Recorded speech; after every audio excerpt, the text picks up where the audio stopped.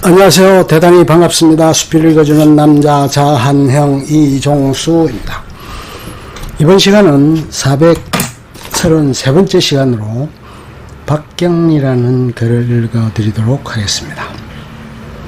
박경리, 신동아.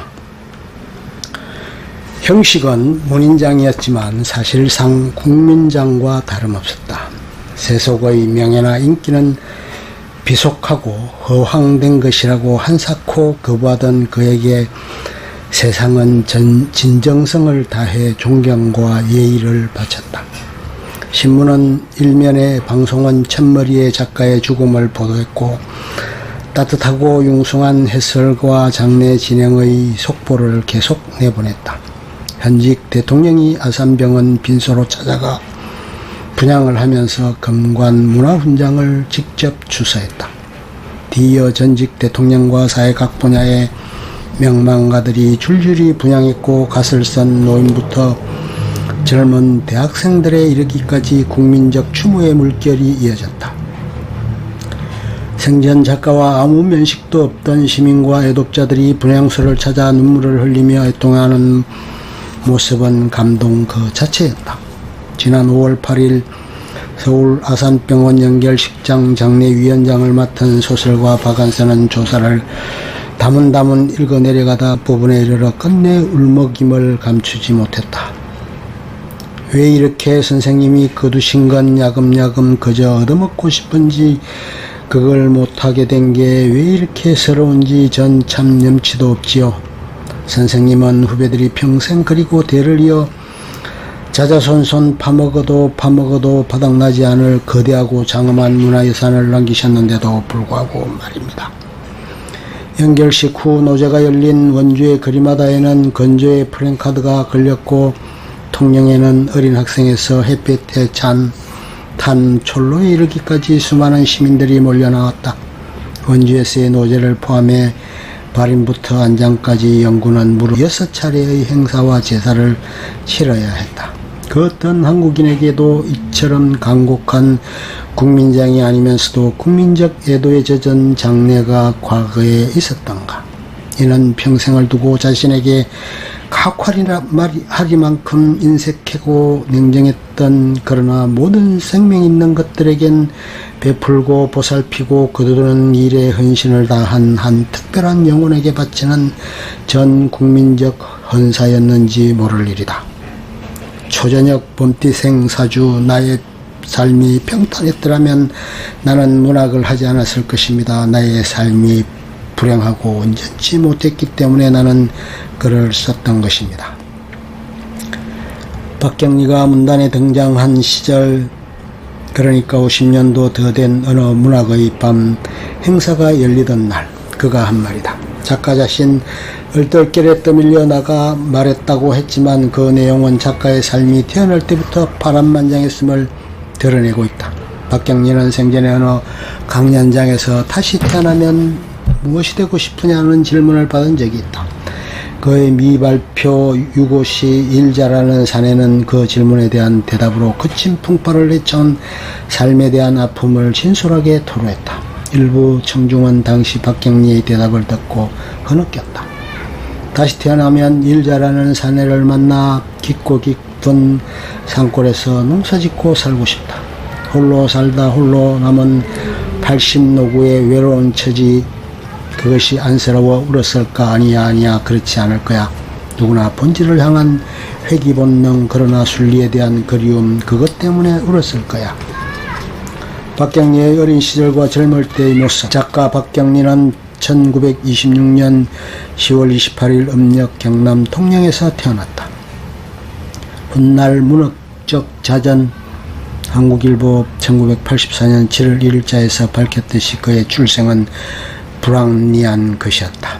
그 자신의 사주풀이에 의하면 박경리는 초저녁 봄띠생, 초저녁은 배고픈 호랑이가 먹잇감을 찾으러 다닐 때이므로 여자치곤 기가 아주 센 사주였다. 아버지는 작가를 낳은 뒤 어머니를 떠났고 이후 그는 어머니에 대한 연민과 경멸, 아버지에 대한 정오, 그런 극단적 감정 속에서 고독한 성장기를 보냈다.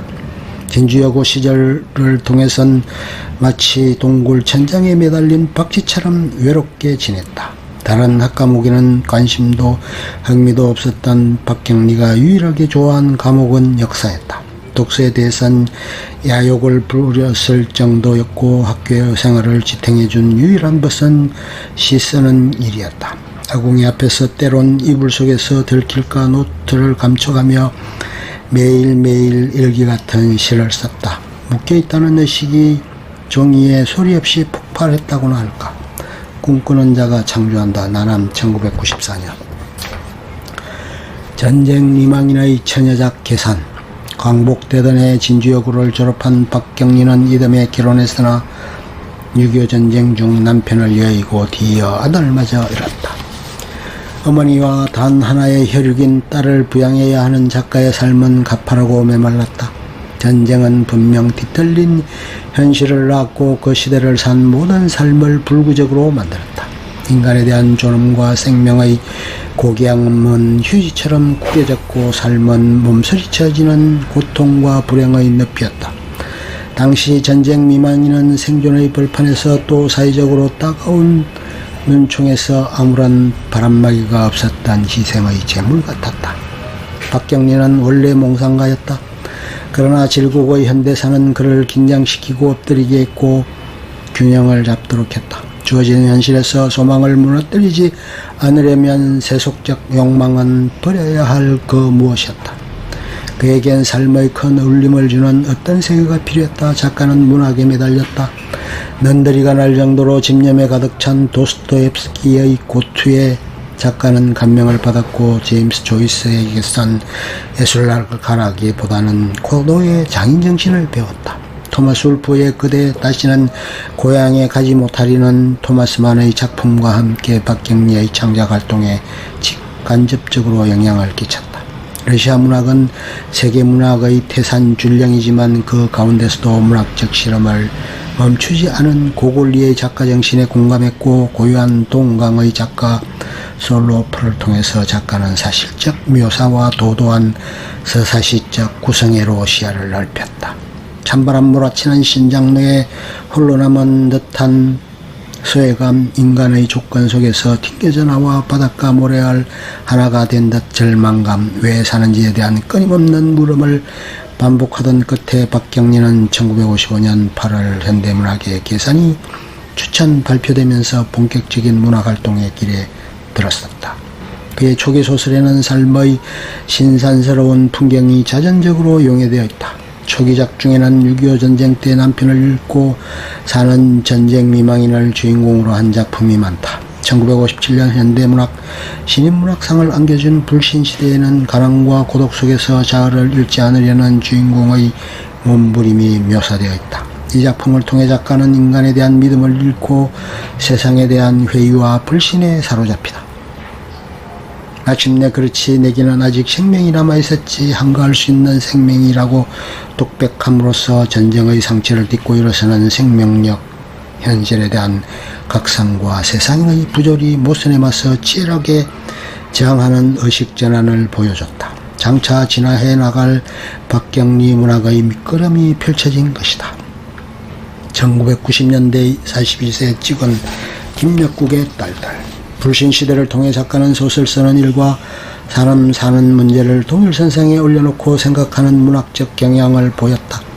작품이 일기나 수필처럼 전후의 현실에 대한 고발과 정언을 하고 있음에도 작가는 폐쇄된 주관의 울타리를 벗어나지 못한 채 기구한 삶 속에 유폐된 것 같았다. 그러나 1959년 발표된 표류도에서 박경리는 전쟁 미망인의 고통에 찬 삶을 주제로 다루면서 자폐적 고립성에서 벗어나 현실을 냉정하게 인식하는 개방적 자세를 취하는 등 상당한 변모를 보인다. 세계와 타자를 고려하지 않고 자신을 절대시했던 종전의 주인공과는 달리 내 피부에 내 심장에 불행한 인간들은 다정한 친구처럼 자리하고 있는 것이 됐다. 나를 현실에 적응시켜야 한다. 내 생명이 있기 위하여 나를 빈약시켜야 한다는 마지막 장면의 다짐은 외로운 표류도에서 벗어나고자 하는 강한 의지를 드러낸다. 이제 박경리는 억울하고 괴로운 심정을 표현하기 위해 소설을 쓴다는 진술의 의미를 뒤집었다. 세상 사람들의 꿈과 슬픔을 이해하고 담아내기 위한 공적 담론으로서 작품을 대하는 소설가로 한 걸음 뛰어오른 것이다. 1962년 박경리는 전작 장편소설 김약국의 딸들을 발표했다. 당시 장편소설은 문해지나 신문에 연재된 다음 독자의 반응이 좋으면 책으로 묶어내는 게 하나의 경향이었는데 김약국의 딸들은 이례적으로 바로 책으로 출판됐다. 하지만 이 작품은 곧바로 독자로부터 열렬한 환영을 받았고 박경리는 당시로선 드물게 전업작가의 위치를 굳힐 수 있었다. 그뿐만 아니라 1960년대 작품이 1990년대에도 꾸준히 독자의 사랑을 받아 1993년에 1세를 발행한 김약국의 딸들은 1995년까지 2년 동안 무려 42세를 거듭했다. 박경리로 하여금 전업작가로 입지를 굳히게 한 김약국의 딸들. 김약국의 딸들을 읽으면 우선 어딘가 낯익은 이야기란 느낌을 받는다. 어릴 적 할머니가 들려주던 옛 이야기 속의 어떤 불행한 집안의 이야기일 수도 있다는 느낌, 아니면 내 고향 어느 대가의 몰락가정을 보는 듯한 느낌을 받는다. 이 작품이 2004년 마산 MBC가 특집 프로그램으로 마련한 송호건 서울대 사회학과 교수와의 대담에서 박경리 자신이 김약국의 딸들은 솔직히 말해 통영의 떠도는 이야기를 모아서 재편집하였다고 말한 것처럼 설화적 요소가 짙다. 김약국의 딸들 전체를 지배하는 주술적 모티브는 비상묵은 자손은 지리지 번식하지 않는다이다. 김약국과 그의 딸들은 이 언어적 모티브처럼 비극적인 운명을 맞는 것으로 일관한다. 리얼리즘적 관점에서 보면 우연히 연속해서 중첩되는 현상은 비과학적일 뿐만 아니라 신비한 것으로 취급된다. 그럼에도 이 작품은 나름의 논리를 가지고 개연성을 지탱한다. 역사적, 세계적 배경이 아니라 운명적 배경과 그 원인을 밝혀내기 어려운 신비한 장치들이 작품의 곳곳에 포진해 있다. 언어의 주술성과 폐가를 중심으로 한 장치적 모티프, 그리고 곳곳에 나타난 작품의 주제를 암시하는 삽입, 가요, 뚜렷한 설화적 구성원리 등이 이 작품의 성격을 잘 보여주고 있다. 끝. 좋으면 좋아요, 구독, 알림 설정 눌러주세요. 감사합니다.